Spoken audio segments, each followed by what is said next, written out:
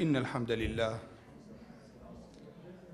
نحمده ونستعينه ونستغفره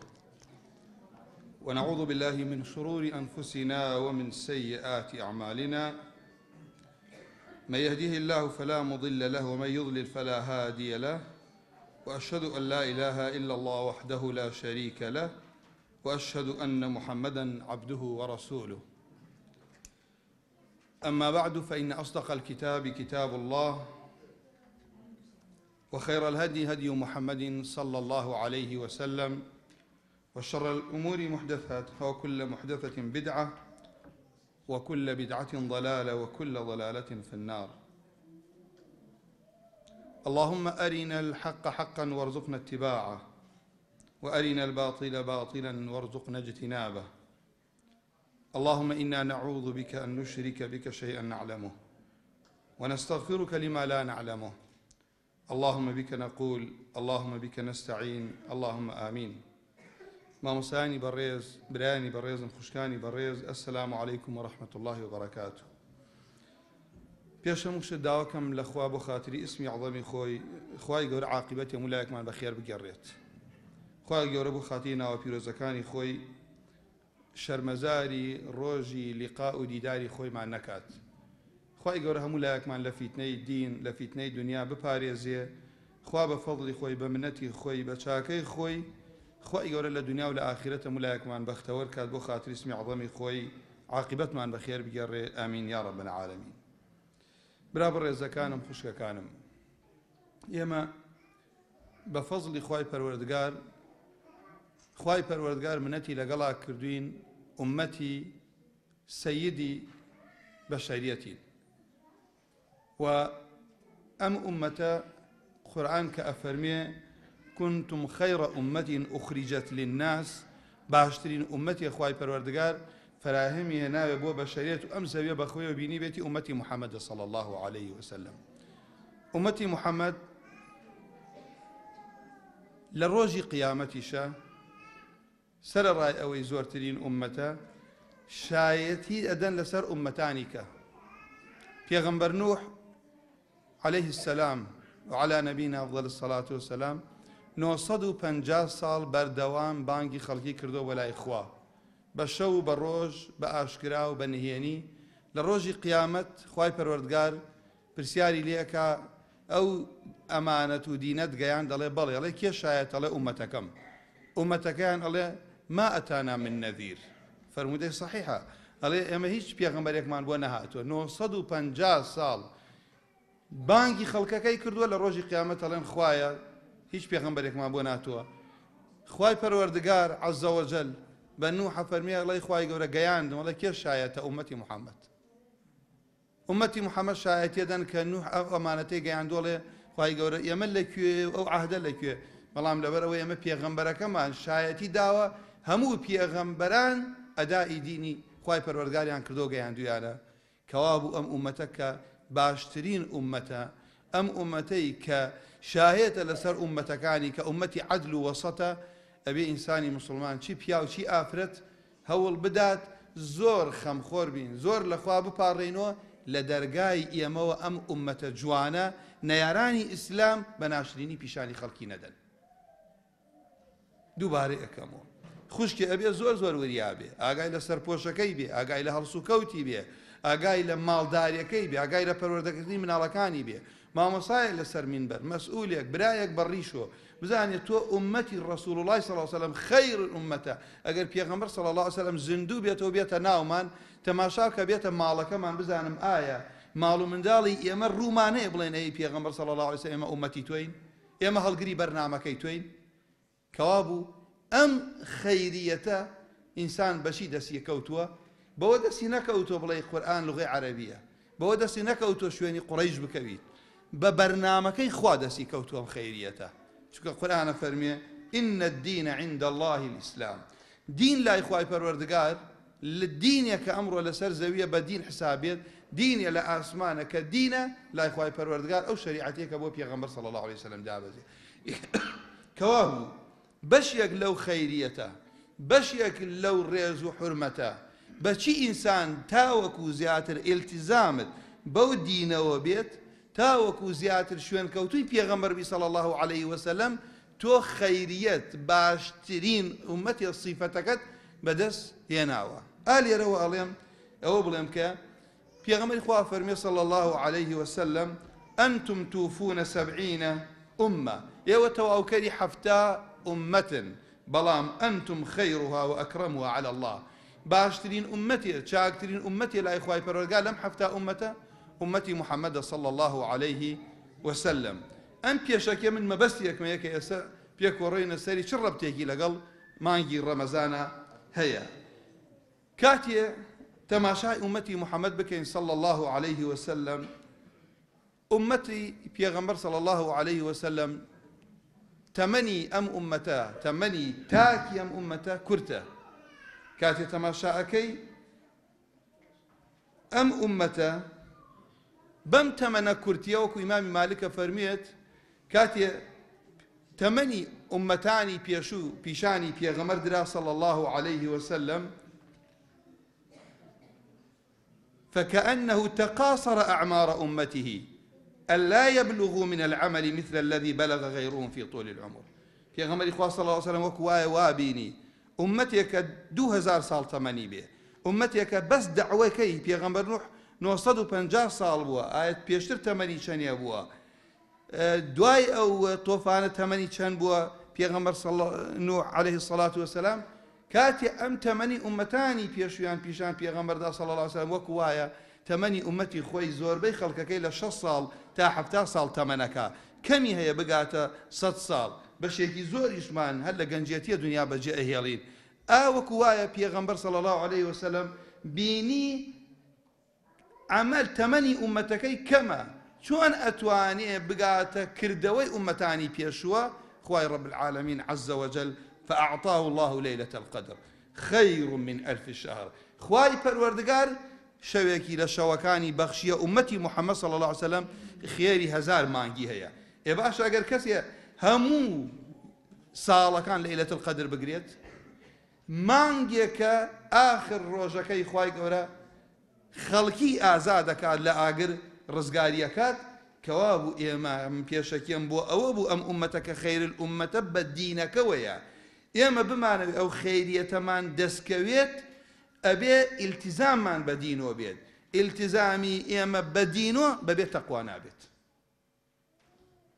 هەدەف لە حکمەتی گەورە هەدەفی گەورەی مانگی ڕەمەزان لعلكم تتقون. دواتر ئەو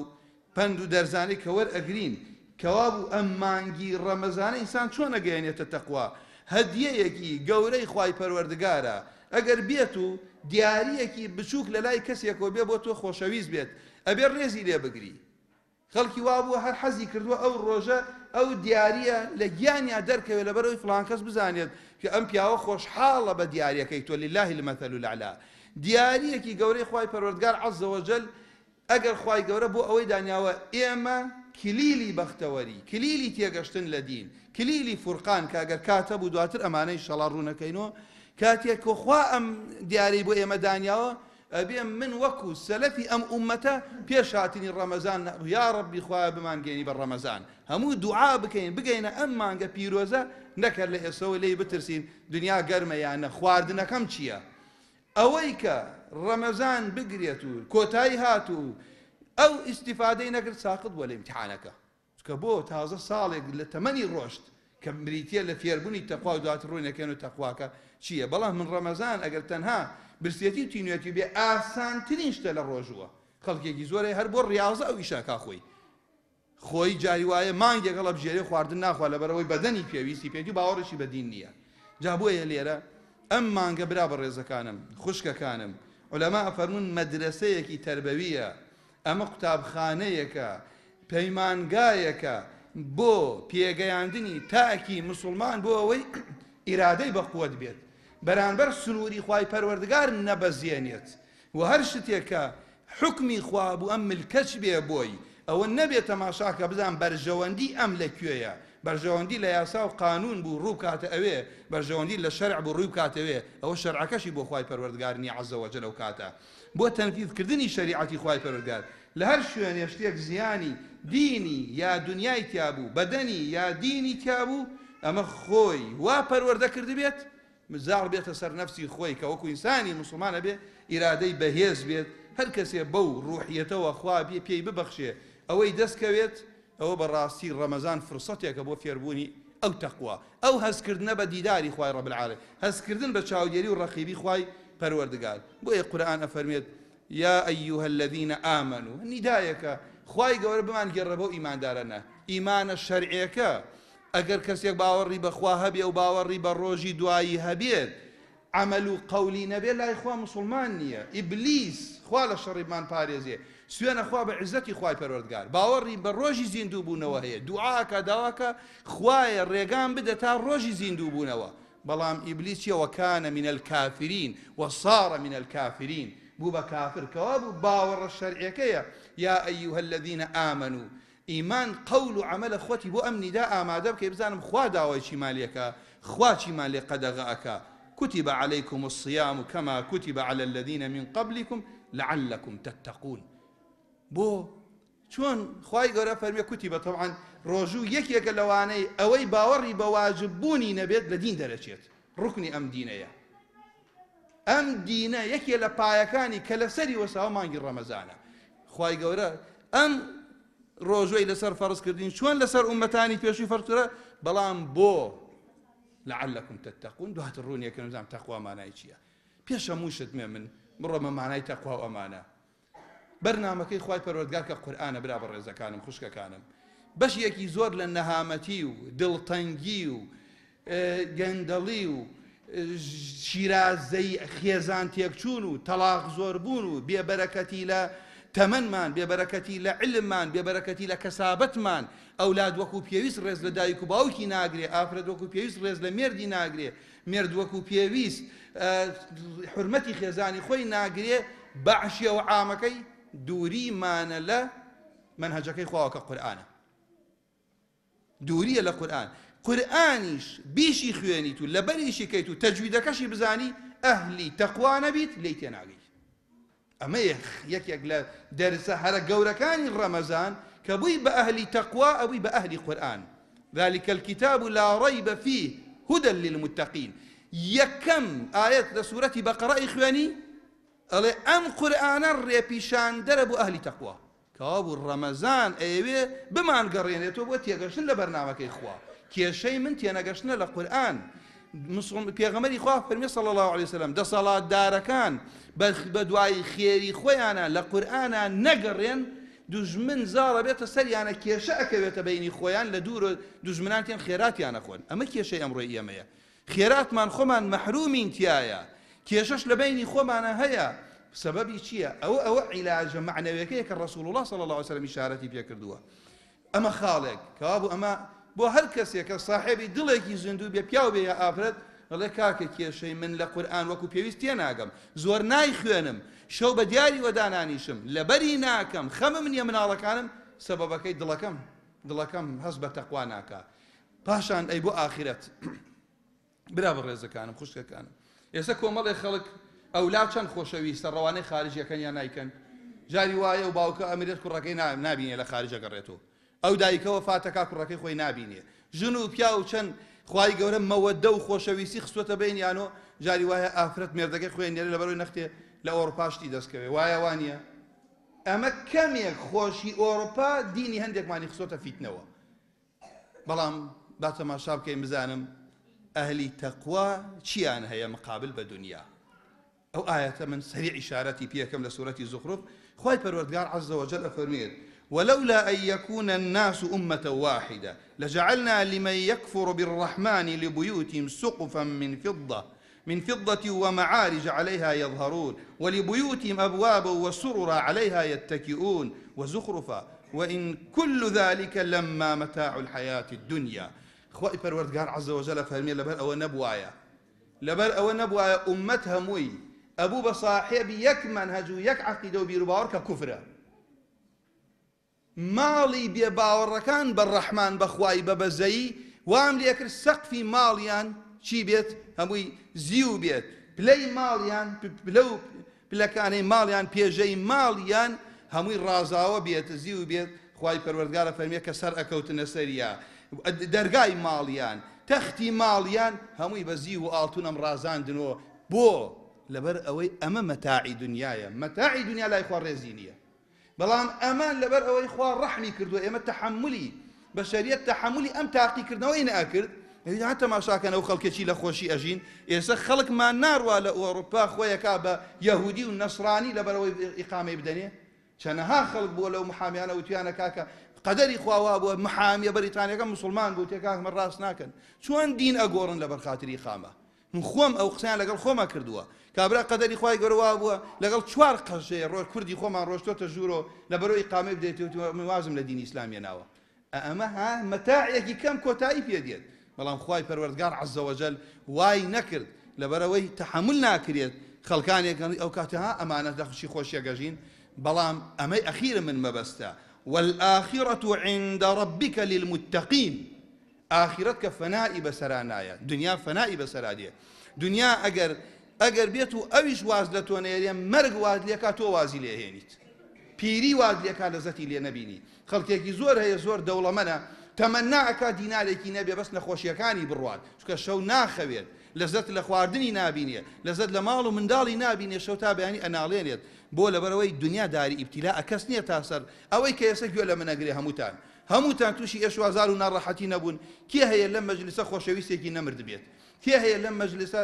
لە ناڕەحەتیەکان نەژی دنیا وایە بەڵام خوای رب العالمین عز وجل پێمانە فەرمێ والآخرة عند ربك للمتقين کەوابوو ڕەمەزان فێرم ئەکا ئەهلی ئاخرەت بم قیامەت نەگۆڕمەوە بە دنیا آخرت تەنها بۆ ئەهلی متقینە کا فەرمێ لعلكم تتقون ئیدەن کەوابوو ئەبێ ئێمە بزانین ئەم مانگە گەورەی ئەم مانگە ناتوانین باسی کەی لە محاضە گەورەی ئەم مانگە بریتیە لە ئامادەبوونیەکی ڕوحی ئینسان بە عەمەلی لە مانگی ڕەمەزانە خۆی هەستی پێ بکات ئەو مانگە هەوڵ بدات وەکو ئیمامی عەلی فەرمی یا دنیا غڕی غەیری تەزەیەنتی لی تۆ خۆتت بۆ من ڕازاندۆتۆ ئەو شەوقت بۆ من هەیە بڕۆ من تۆم تەلاق داوە بڕۆ غەیرە من فریو بدە من تەواو تۆم ناوێ بگەڕێیتەوە بۆ لای من بۆ لەبەرەوەی دنیا فەرمی زادم کەمە تەمەنم کورتە دنیایش فانیە کە ئیسانی مسلمان کە بزانێ ئەوەی کە لە دنیا هەیە هەمومان حەزمان لێتی نەمرین ئەومان نەمرین هەمومان حەزمان لە کۆمەڵ هێشتا دەستمان ناکەوێت لە ئاخرەت نەمردن هەیە ئەوەشی حەزت لێەکەوێت دەستەکەوێت دنیا دوو ناخۆشیتیایە ئەوەی حەزی لێەکەی دەستت ناکەوێت دەستی کەوت مەرگ لێت ئەسێنێت بەڵام لە قیامەتە ئەوە نییە کەوابوو لعلكم تتقون ڕبتی کە لەگەڵ تێگەشتن لە قورئان ڕبتی کە لەگەڵ والآخرة عند ربك للمتقين ئاخرەت تەنها بۆ ئەهلی تەقوایە لە ڕۆژی دوایە خوای گەورە بیبەخشێتە من و ئێوەش برابر ڕێزەکانم لباسی تەقوا ولباس التقوى ذلك خير باشترین شتێکە ئینسان خەڵکێکی زۆرمان بینیوە جەمالی دنیای هەیە کەمالی دنیای هەیە پۆشاکە کورسیە چییە بەڵام کە لیباسی تەقوای نییە لای ئەهلی خوا خۆشەویست نییە لای خوا و ئەهلی خوا ئەوانەی لیباسی تەقوایان هەیە ئەگەر بێپارن ئەگەر بێکەسن ئەگەر جەمالیان نییە ڕێز و حورمەتێکی تایبەتیان هەیە بۆیە قورئانە فەرمی وتەزەودوا زاد کۆکەنەوە فإن خير الزاد التقوى کەوابوو لێرە برابر ڕێزەکانم باشترین شتێ خوشکم بۆ ئەم سەفەرە سەختەی ئێمە کۆی کێنەوە بریتیە لە تەقوا ئەبوو هورەیرە یان ئیمامی عومەر یا کەعبی ئەحبار لە هەر سیانیانە ڕیوایەتیان کردووە کەسێ پرسیاری لێکردن و پرسیاریان لێکردون تیە ما التەقوا ئەویش فەرمی ئایا تۆ بە ڕێگایەکی دڕکاوی ڕۆشتووی تی بەڵێ فەرمووی چیت کردووە فكيف صنعت ئەویش لە وەڵامە فەرمی ئیذا رأيت الشوك عدلت عنه أو إذا رأيت الشوك خوي أم بيوتي رأيت تو شيء أكي خوي ولا مداوى عدلت لا أدم لوا أو جاوزته يعني شمرت واشتهدت خوم هالكرد لام دا بازم دا بسريا أيش فرمي ذاك التقوى أو التقوايا كواب التقوى لعلكم تتقون من أجر بالرجاية كروم يسوي الرجاية ويبقى هاتبيت هولا دا بينا خاتنا وشلكاوكا هەوڵەدا پێ نەخاتە ناو ئاوەکە هەوڵەدا لەو شوێنێکی وشکایی وەبێت ئەمە ڕێگایەکە وا ئەی بڕیت ئەگەر دڕکاوی بێ زۆر زەرەرمان لێ بدا نەختی قاتەکەمان پیسەکات دڕکی ڕواتە قاشمەوە مەجالمەیە دەریکەم بەڵام براکانم خوشکەکانم شەیطان تاوەکو ئەو کاتەی ئەمرین دەیان داوی ناوەتۆ دەیان دڕکی شەیطان قولابی شەیطانە ئەگەر ناتوانێت لە پارە زاڵ بێتە سەرمرە لە کیبرۆ دێ بۆ لام لە ڕیاوە دێ بۆ لام لە حەسەدوە دێ بۆ لام لە نەزەرەوە دێ بۆ لام لە شەهوەتە یا شوبوهات دەیان ڕێگایە من جاری وایە لە سیفەتێ لە سیفەتەکان باشم شەیطان فریوم نەدا بەڵام لە دە سیفەتی تر شەیطان توانێتی دڵم ڕەشکا چونکە شەیطان یەک دەرگای بەسە بۆ دەرگاکان وەکو ئیمامی غەزالی باسیەکە ئەم دڵە قڵایەکە شەیطان یەک دەرگای بەسە بۆ ئەوەی کەسێک لە تووشی ڕیا لە پێناوی خوا تێکۆشاوە تاوەکو شەهید بووە تاوەکو کوژراوە لە قیامەتە خوا لێی وەرناگرێڵە بۆ ئەوە کە پێ بڵێن ئازایە کەسێ خێری زۆری کردو خوا لێی وەرناگرێ بۆی کرێتی بڵێن کاکەمە بەخشندەیە جەوادە کەسێ علمی نەشر کردو پێ بتوان عالم کەوا بوو یەک دەرگا لە یەک دەرگاوە قوڕەکاتە سەر سێ تاقمە ئێ باش ئەگەر کەسێک کبری هەبێت ئەگەر کەسێ خەریکی قسە هێنان و قسە بردن بێ ئەگەر کەسێ حەسەنات و سەیئاتی خەڵکی بێنێ بۆ خۆی و حەسەناتی خەریکی قسە هێنان و غەیبەتکردن بێت کەوا بوو لێرە ئەم ڕێگە زۆر داوی شەیطانی تایە کەسێ متەقی بێت دائیمەن لە حەذەرە نەوەکو تەڵەیەکی شەیطان بیگرێت خوا لە خۆی بڕەنجێنێ خوای گەورە پەنامان بدات لەمانە کە ئەو تەقوا بریتێ لە چی تقوى بريتية لو أن يقوم المسلم بكل الواجبات الشرعية وأن يجتنب كل المحرمات بل والشبهات تقوى وتاني إنساني مسلمان واجب الشرعي كان واجب الشرعي كان بخوات شون واجب أن يجبكين برابر رزا كان من الله كان من واجب برورد إسلاميان كين خوشكا كانم كشكان تان واجب أقاتان لسر بوشكيان بي مالي تنها بالا بوش سر بوشكي داوة السرية أو بوشاكي تنك بيت يا تسك بيت يا رازاو بيت سرنجي خلق راكشة بوشاكي شرعينية دايك واجب لسر يوكشي برورد بكات باوك واجب أقاي لي بي أقاي لكسابتي خوي بي أقاي لكركي بيت لباش مرق بابوتو زاديك بي صدقيك جاري بي كابو التقوى بريتي لواجبات جيبا جي هدي واجب علاقي بدلوها هي من كيم خوشوي رقم لكيه من بوك أو زلامم خوشويت سببي چيا ولا هو دڵسۆزیم بۆ کێیە پشتیوانی کێکەم هەندێ واجب علاقەی بە زبانەوە هەیە هەندێ شوێنەیە قسەی حەق تایە نەکەی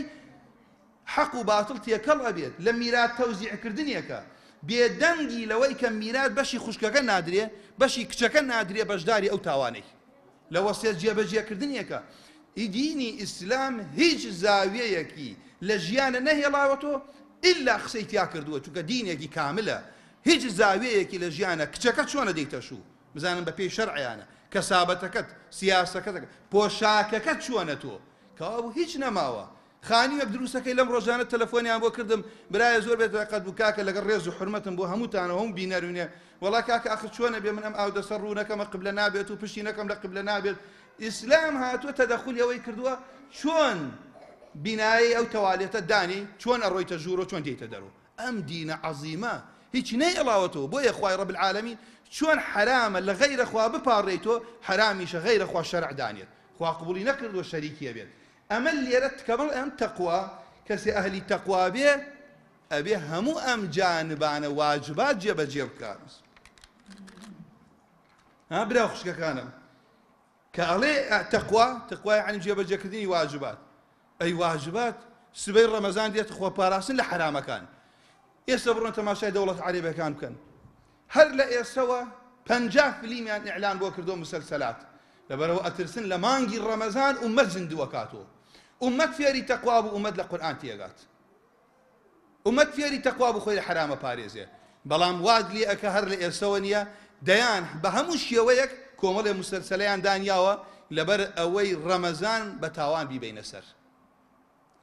لەبەر ئەوەی کاتەکەمان بە لەبەر ئەوەی لەزەتی لێ نەبینی ئەگەر دەستی شەیطانەکان بەسراوەتۆ شەیطانە ئینسەکان دێن پیلانمان بۆ گێڕن بۆیە یەکێکی تر لە ماناکانی تەقوا ئیحسانە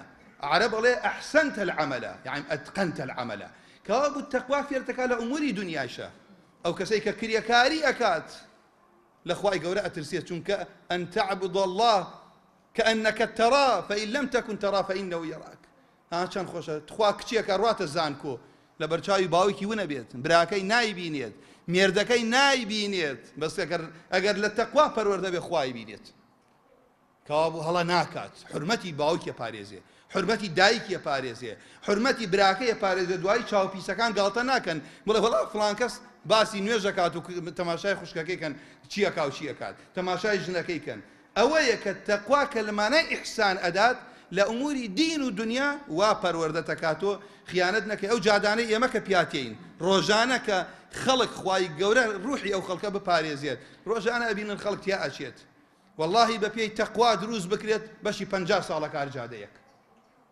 بە ئیتقان بکرێت چونکە من یەکێ لەو زانەی خوێندومە لە ساڵی 90دا مەساحم خوێندووە کە مەساحم خوێندە ئەزانم دروستکردنی جادە جاری وایە 50 ساڵ هەڵەکات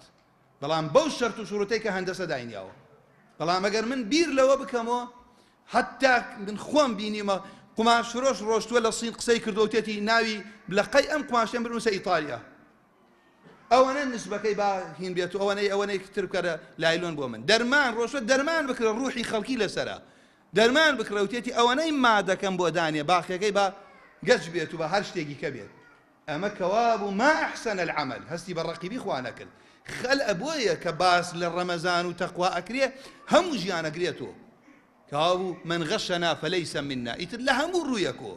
ئیتیفاقمەیە لەگەڵ دکتۆرێکە ئەو دەرمانەی من ئەیدەمێ ئیلا بێت ئەو دەرمانە بکرێت لەو دەرمانە باشترێ و لەو چێرزانتریش بێت بەڵام نسبەم لەگەڵ هەیە ئەگەر ڕێزم بۆ دکتۆرە باشەکان بۆ مهندسە باشەکان بۆ هەموو ئەو بەڕێزانەیە کە خزمەتی دین و خزمەتی ژینی خەڵکی ئەکەن کەوابوو لێرە برا بەڕێزەکانم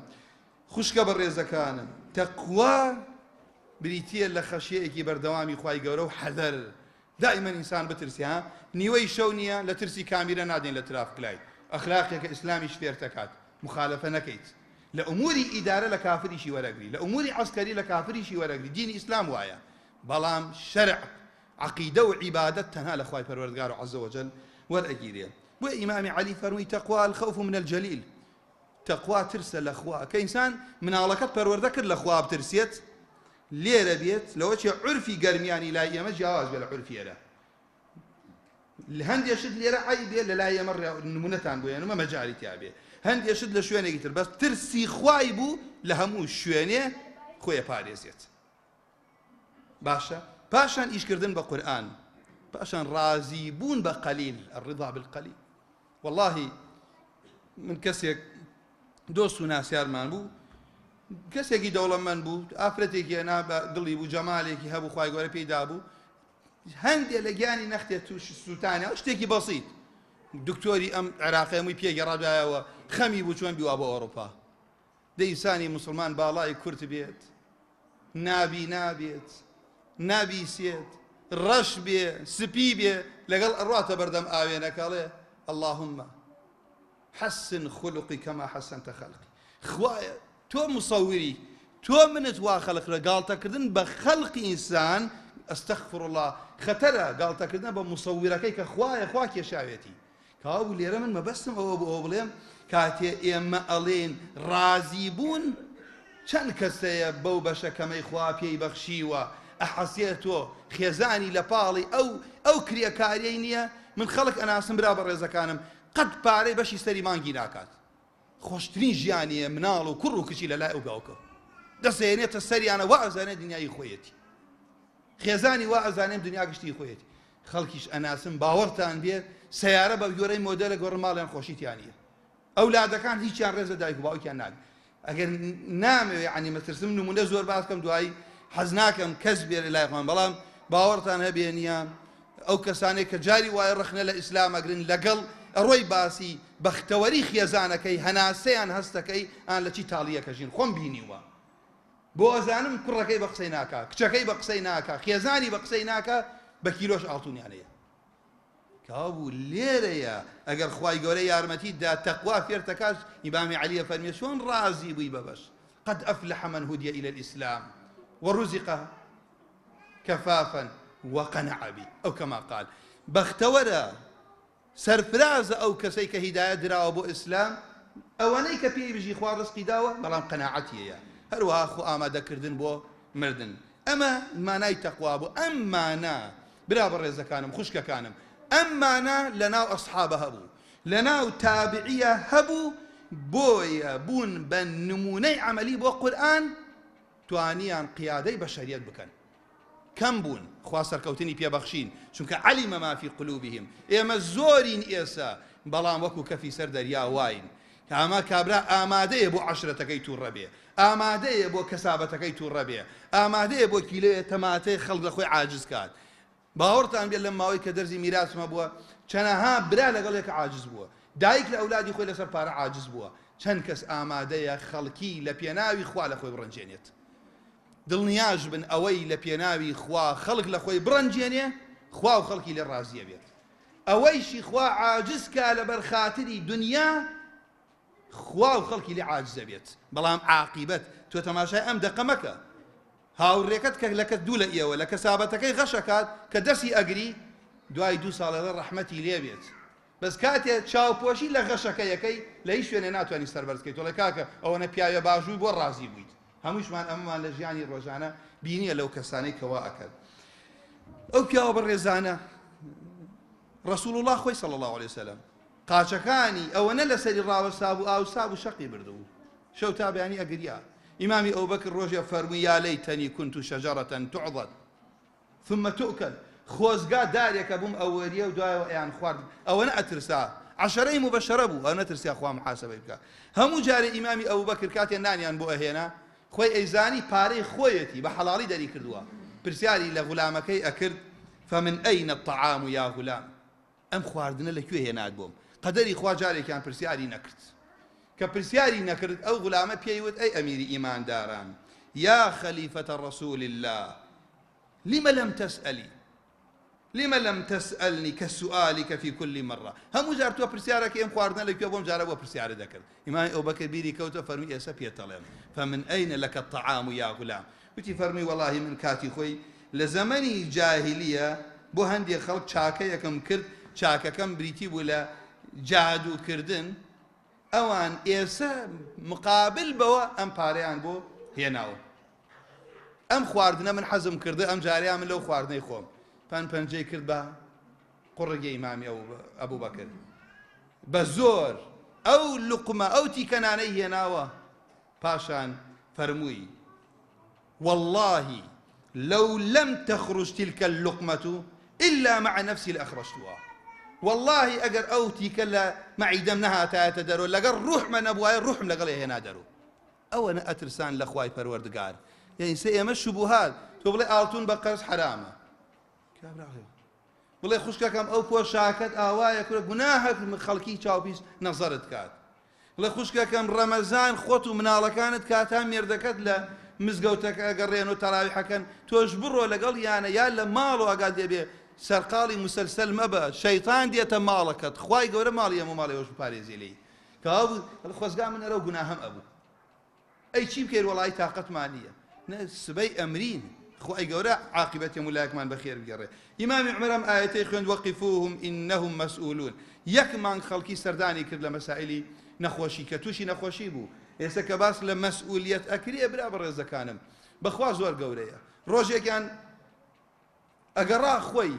ئیمامی عەلی گەشت پێ فەرمووی ئەمیری ئیمانداران خێرە، فەرمووی وشترێک لە بەیت المال دیاری نییە، فەرمووی خۆ دوای بە دوایە گەڕێی. ئەوە ترسێ خوا پرسیار لەم کاوتی وەڵڵاهی لە عێراق لە فوراتە ئەگەر بێت و یان لە بەرێک پێی بخلیسکێ من نەترسم خوا لە قیامەتە پرسیارم لێ بکا بڵێ عومەر بۆ جادەکەت بۆ تەخت نەکردووە. وەڵڵاهی بە شوێن کەوتنی قورئان میلەتە حەسیەتەوە. نەیاران باش لەمە تێگەشتوون، ناتوانن ڕێگە لەم ئیسلامە بگرن، بەڵام ئەتوانن دوای خەن. خوا بکەم ئێمە لەوانە نەبین دوای خوا بمان گۆڕێ. براو خوشکەکانم، ئیشکردن بۆ ئیسلام، جوندیت بۆ خوای پەروەردگار گەورەترین نیعمەتە خوا بیبەخشێت هەر کەسێک. ئێمە باوەیەکی تر هەموومان مردووین، ئەم تەمەنەمان ئەڕوا بەس چەند خۆشە بڵێ خوایە من شوێن کەوتوو ڕەسوڵ الله، خوایە من سنەتی پێغەمبەر زیندوەکەمەوە، خوایە من هەوڵەدەم قورئانەکەی تۆ بگەڕێتەوە، خوای گەورە هەرەی پارێزیێت من و تۆ نەیکەین ئێمە زەرەرمەندین. بۆیە لێرە من مەبەستمەوتانێ حتا لە تاکیشە، لە تاکە چۆن دروستەکە. عەبدوڵای کوڕی مەسعود ڕۆژێکیان هاتە دەرەوە لە مزگەوت خەڵک شوێنی کەوتن. چی بڵێ باشە؟ پێی وتن ئەلەکم حاجە؟ ئیشێکتان هەیە؟ قالوا لا ولكن حب السير معك. والله پێمان خۆشە نەختێ لەگەڵ تۆی ڕێ بکەین. فەرمی ئیذهبوا بڕۆن. بۆ؟ والله ئەم قسە مناڵی خۆشمانی لەسەر پەروەردە بکەین. بۆ هیچ کەس ئینسان خۆی ذەلیل نەکات. فەرمی فإنه ذل للتابعی. برەمە ذەلیلی ئەو کەسەی شوێنی خەڵکی بکەوێ. ئەو پیاوە عالمێک بوو. وفتنة للمتبوع. فتنەشە بۆ ئەو کەسێک کە خەڵکی شوێنی کەوێ. بۆیە بەڕاستی من ئینسان ئەگەر بێت و لە سەیارە نەڕواتە پێشۆ، کەسێ نەتوانی جنتای خۆت هەڵگری بزانی تۆ متەکەبری. ڕوونەم قسەم براکانم، کبر زۆر خەتەرە. نەتوانی جنتاکەی خۆت هەڵگری بڕۆیتە بازار تەبیعی بە یەکێ لە صیفەتی پێغەمبەران لە بازار ڕیان کردو نانیان خواردو. ئینسان کەسایەتیەکەی بەخۆی وەیەتی، بۆ ئەوە نییە من کاکەکەیان خەڵکێ شەرمم لێ بکە وابزانم ئەمە هەیبەتە. چەند خۆشە تۆ ئەو کەسەی کە زۆر پێغەمبەر صلی الله علیه وسلم عەبدێک دەستی پێغەمبەر یەکرد صلی الله علیه وسلم ئەیتوانی لە مەدینە دەری کاگەر پرسیارێکی لێ بکات. بەڵام ئێستا کەسانی وا هەیە ئەگەر بێت و بەس مەسئولیەتەکەی لێلابە، دەوڵەمەندەکەی لێلابە لە مەجلیسە نازانە دوو قسە بکات. بەڵام ئەمڕۆ لەبەرەوە دنیایەکی مادیە لە مەجلیسە لەسەرەوە دانیشێت، ئەویش قسە ئەکا، تۆش احتیمالە دکتۆراتە بێت لە دووسێ علمیشە بۆ وای لاتەوە زەفی نیشانەی ئاخرەتە. مامۆستایەکی ئاینی بەڕێز قورئان لە سنگەتی احتیمالە وەکو خۆی نەناسێ لەو شوێنانە وەکو پێویست قەدری نەگرن. بەڵام ئافرین بۆ ئەو مامۆستایی خەت ئامادە نییە نانێ بخوات تەنها دەوڵەمەندی کابێت. لەبەرەوە خراپترین وەلی ئەمەیشە لە چیوە هەمووی دێ لەوە دێ ئەو ئومەتە صاحبی ئەو تەقوا بوون بۆ خوای گەورە سەرکەوتنی پێبەخشین. یەک نمونە بێرم لەمە دەرچم هارون ڕەشید کە تاریخ زوڵمی لێ کردووە. تاریخ نەیارانی سونە نووسیانە ئەوێ زۆر زۆر وریابن. قسەیەکی زۆر زۆریان کردو لەبەرەوەی بینی ئێمە و ئەسحاب شت دروستکەن. ئێمە کە توانیمان شت لە دڵمانە بەرامبەر سەحابەی پێغەمبەر دروست بوو لە قورئان تێناگەین. ئەو هارون ڕەشید 10 ساڵی جیهادی کردو، ساڵی حەجی کردووە. ڕۆژێ یەهودیەک لە قافڵەیەکی زۆر گەورە خەلیفەی مسلمانان بوو پێی وت اتق الله، لە ئەسپەکەی دابەزی سوژدەی برد بوو بە گریانەوە زۆر وتی مزان ئەو پیاوە چی بۆی جێبەجێ بکەن. یەهودیەک تیان بۆ وات کرد فەرمووی ئێ نەتان بیستوە خوای گەورە ئەفەرمێ وإذا قيل له اتق الله أخذته العزة بالإثم. خوای ئەمە زۆر جارەیە نییە هەر کوڕێک باوکی خۆی دەنگ لە باوکی بەرزەکاتەوە کوڕەکەم تۆ تەڵەبەی مزگەوتی، تۆ خەڵک پێ دەڵێ ماشەڵڵا ئەم پیاوە تەماشای ڕیشی خۆت کە تەڵەبەی قورئانی دەرزە خوێنی، ئەوە باوکتە لەخوا بترسە، ئەو دەقەنای بیسێت. ئەمە خەلیفەی مسلمانانیش بوو. بۆیە ئەمانە توانیان فتوحات بکەن. اینجا دوایەوە تێزانی بۆ ئەمایەتە فەرمێ کەسانی هەن ئەگەر پێی بڵێ لەخوا بترسە، ئیسە خەڵک بەچیوە فەخرەکە براکانم خوشکەکانم، خەڵک بە چاکەوە فەخرەکە. ئەم ئەخەذەته العزة بالإثم، بە تاوانی فەخرەکات تووشی فەخر بووە. تێترسم ئەو ئاەتە شمولم کات. ئێستا نابینی خەڵکەی ئێساتە فەخر بە پیاو کوشتنەوە کات. زەلام بووە باسی کردە و تێتی کورە وەڵی زەلامی وان کوژە تەبعەن ئەو عولەما فەرموون ئەوانەی کە ئەوە بێزەمیرن کە بێڕەحمن بەزەیان بە کەسان نایەتەوە ئەڵێ هەر واقعەن لە ناو دەماغیانە بەشی بەسیرەتیان کوژراوەتەوە. ئەو ئەطیبا باسیەکەن لە ناخوانە چونکە بۆ بەسیرەتی حەقیقی لە دڵایە ئەمانە کوژاوەتەوە. کابراو تێتی باسی کردە کە حەزەکە خەڵک بکشە بەس دامسە چۆن ئەمرێت. خەڵکی خستوەتە سندوق وەڵاڵە دوای ماوەی دای سێ ڕۆژ بیرم کەوتە کورە بڕەمبی کە نەبزانم ماوە کەوا بوو. لێرە ئەمە چییە؟ ئەخەذەته العزة بالإثم. کاو کەسێ لەخوا بترسێت بەخوا دەوڵەمەند بێ یا سەرکردە بێت ئەترسێ بزانم حەقی خەڵکی داوە یانە. اینجا خوای گەورەش حورمەتی بۆ زیادەکە. بە کورتیەکەی ئومەتانی پێشوو بەخوا عەرەب بێبەش بوو، بێخاک بوو، بێسیادە بوو، دابەش بوو، هیچیان نەبوو. بەهۆی تەقواوە خوای ڕەب العالەمین عزەتی پێبەخشین. زۆر بە سەریعی من لە کۆتایە کۆمەڵێشت ئیشارەت پێەکەم براو خوشکەکانم. مامۆستایانی ئەم جومعە لەوە ئەچی هەموویان بۆی باس کردە بن، بەڵام ئینشاءڵڵا فذكر فإن ذكرى تنفع المؤمنين. تەنها بۆ ذیکرایە من ئیشارەتی پێەکەم. یەکەم ئەم ڕۆژوە لە بدایەتەوە باسم کرد بۆتانە ئیرادەمان بەقووەتکە. إذا كان الرسول الله فرمي صلى الله عليه وسلم إذا كان يوم صوم أحدكم فلا يرفث. إنساني مسلمان بعام دوشت كم باسكات باسی ئافرەت باسی خواردن ئەم دووشتە مسلمان خۆی لێ بپارێزێ. بەڵام ئەگەر بە ڕۆژووی ئەولاترە بە تایبەتی زۆر کەسەیە لە هیچ و خۆڕایی دڵی خێزانی خۆی عەزیەتەدا، لە هیچ و خۆڕایی کاکە جار هەر گوناحە باسی هەر کەسێکەکە یا کچی خەڵکیە یا خێزانی خەڵکیە، باسی جوانی هەر ئافرەتێک بکەیت دڵی خێزانیش دەڕەجێ. بەڵام کە بە ڕۆژووی یەک مانگ تەمرین بکە تەرکیکە. ئەو کەسانەی جگەرە کێشن با یەک مانگ تەمرین بکەن تەرکیکەن. ئەو کەسانەی سوحبەتەکەن زۆر بۆ پێکەنی با یەک مانگ تەمرین بکەن. إذا كان يوم صوم أحدكم فلا يرفث ولا يجهل. باب زیافرەت نەکە با شتێک نەکاکە شتەکە شایستە نەبێ بە ڕەوشتی مسلمان. ئەگەر کەسێ بەرامبەرت ئەمیشەی کرد کەسێک لەو لاوە دێ ئاوات بەرامبەرەکات اینجا من ئەڵێم باشە ئەگەوە کەسە ئافرەتێ بەرامبەر مێردەکەی بوو بۆ مجارێ ئەمە پیاو بکێنە نمونە. باشکم ئافرەتێک بەرامبەر مێردەکەی هیلاک بووە ماندوو بووە ئەو ڕۆژەوەکو کرێکار ئیشی بۆ تۆ کردووە خوێەکەی لەبیر چووە. تۆ بە ڕۆژوویت یەکسەر دوو لە ڕوویەوە خوشکامەڵە دەست و بشکێت خواوە چێش و تۆ لێدنا بۆ هەردوو لا بەرامبەریە کەوا بوو ئەگەر کەسێک هات ئیشێکی نابەجێی بەرامبەرت کرد ڕەمەزان فێرمانەکە بڵێ ئینی مڕۆء صائم کەوا بوو تەنها ئینسان خۆی لە خواردن و خواردنەوە نەگرتووەتەوە ڕوونە ڕۆژوو ئەو ڕۆژوەیە وەکو عولەما ئەفەرموون ئەو کاتە برا بە ڕێزەکانم خوشکەکانم ئینسان کە بە ڕۆژوو بوو ئەوە تانێ کە زبانی گوێی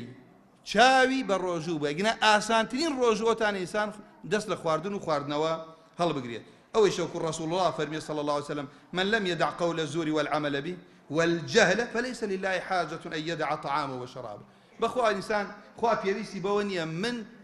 دەست لە ئاو هەڵگرتن و خواردن هەڵگرن ئەمە قسەی ڕەسوڵ الله صلی الله عليه وسلم ئەمە بۆ ئەوەتانێ ئادەیەکێ پێم بڵێ حکمەتەکە لەمە چییە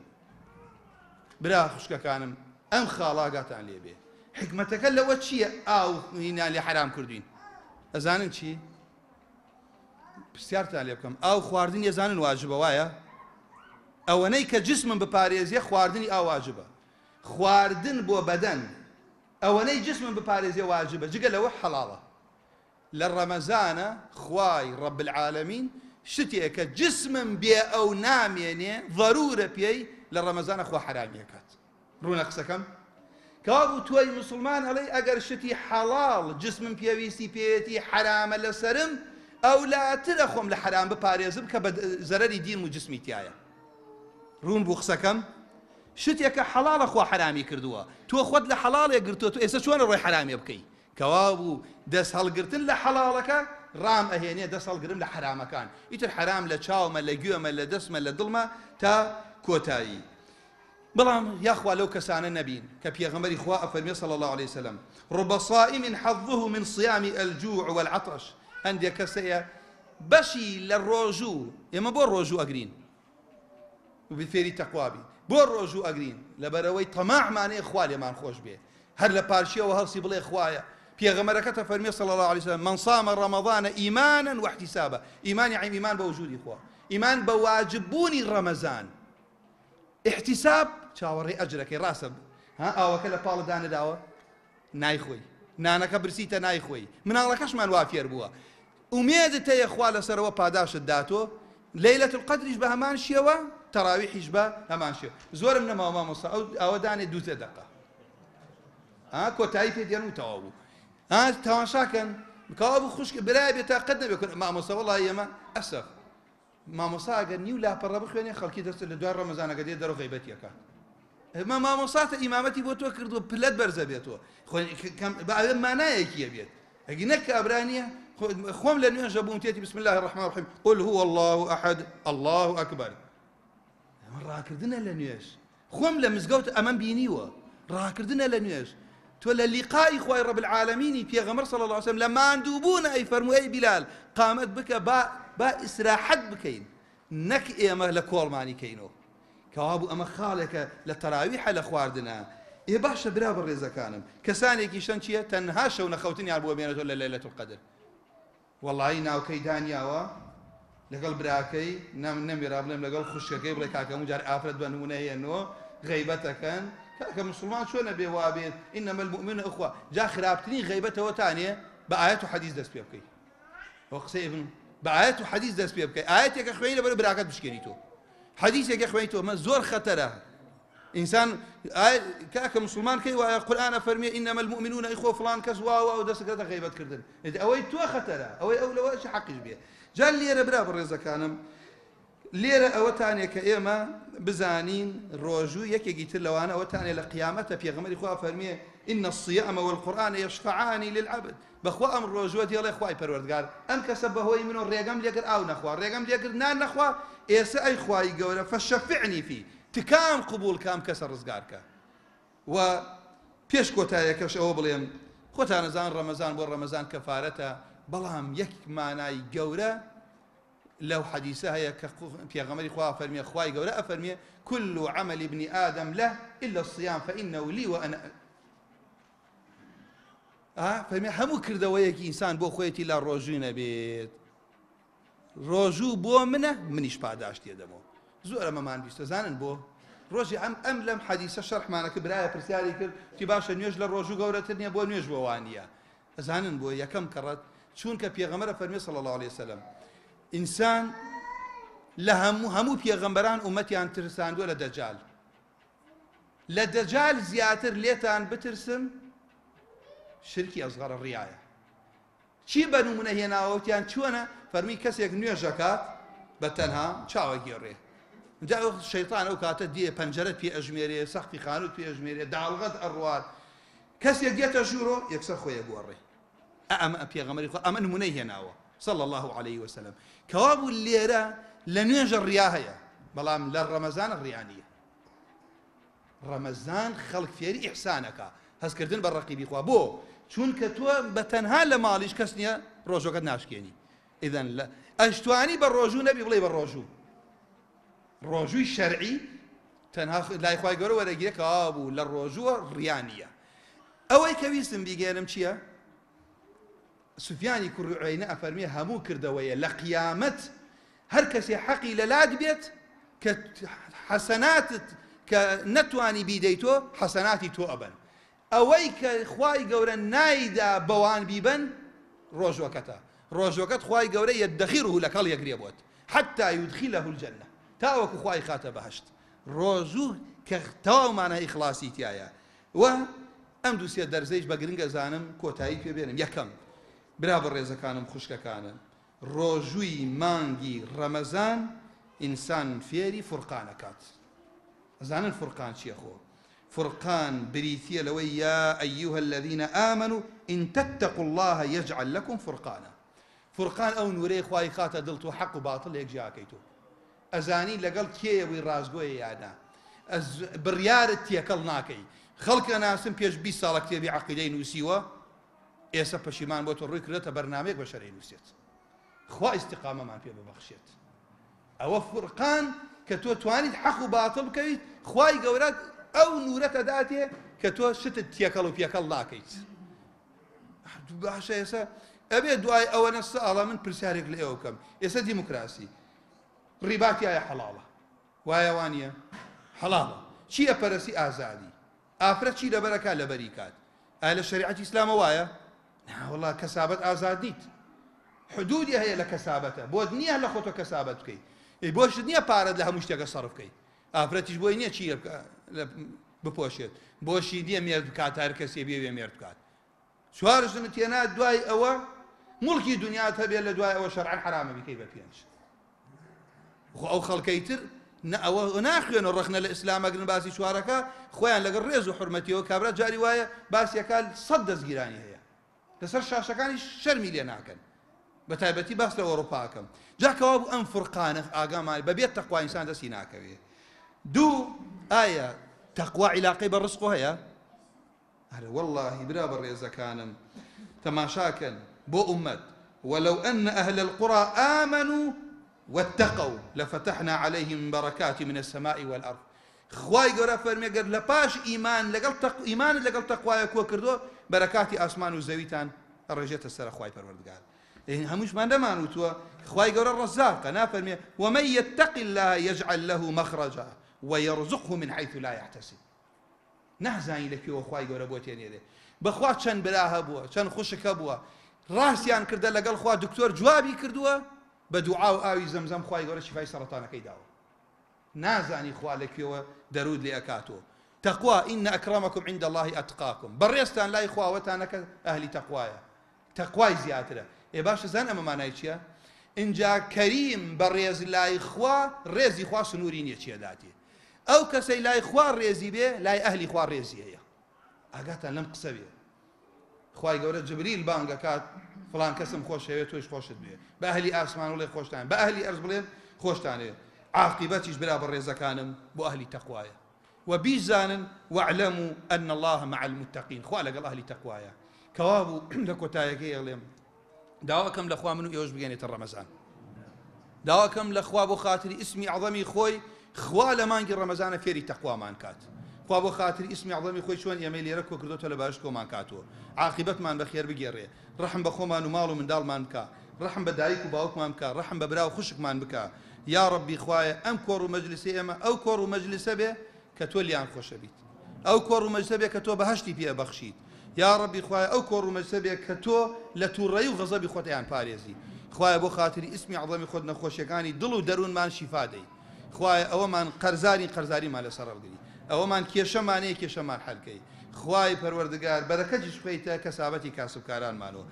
نەخۆشیەکانمان بۆ خاتری ئیسمی عەظەمی خۆت شیفای دەی. ڕەحم بە ئەولادمان بکەی، ئەو برا و خوشکانەشمان ئەولادی ئەولادی ساڵحیان پێ ببەخشی یا رب العالمین. یا ربی خوای ئەم ملەت ئێمە بە ئیسلام عەزیزکەی، ئیسلامیش بەم ملەت ئێمە عەزیزکەی بۆ خاتری ئیسمی عەظەمی خۆت. یا ربی خوای عاقبەتمان بەخێر بگێڕی، ئەو کاتێ ئەمان گەڕین تۆ بۆ لای خۆت باشترین کاتمان بێ، لە هەموو کات زیاتر لێمان ڕازی بیت. یا ربی خوای لە فیتنەی سەرەمەرگ، لە فیتنەی قبر، لە فیتنەی پردی سیراتمان پارێزی. خوای پەروەردگار شەرمەزاری دیداری خۆتمان بکەی، بۆ خاتری ئیسمی عەظەمی خۆت لەو کەسانە بی نامەی ئەعمالمان بەدەستی ڕاستمان وەرەگی. یا ربی خوای خۆشەویستی خۆت و پێغەمبەر و دین و مسلمانان لە دڵمانە ثابت بکەی. خوای پەروەردگار ڕقی شەیطان و شوێنکەوتوانی شەیطان لە دڵمانە ثابت بکەی، خۆشویستنی تاوان لە دڵمانە دەکەی بۆ خاتری ئیسمی عەظەمی خۆت. یا ربی خوای بە خراپەی خۆمان نەیکەی لەگەڵمانە، یا ربی خوای بە خراپەی خۆمان نەیکەی لەگەڵمانە. خوای بۆ خاتری ئیسمی عەظەمی خۆت عەلیمی بە حالمان إصلاح يا رب العالمين، شاكمان آمين يا رب العالمين. أقول قولي هذا واستغفر الله لي ولكم. سبحانك اللهم وبحمدك أشهد أن لا إله إلا أنت أستغفرك وأتوب إليك.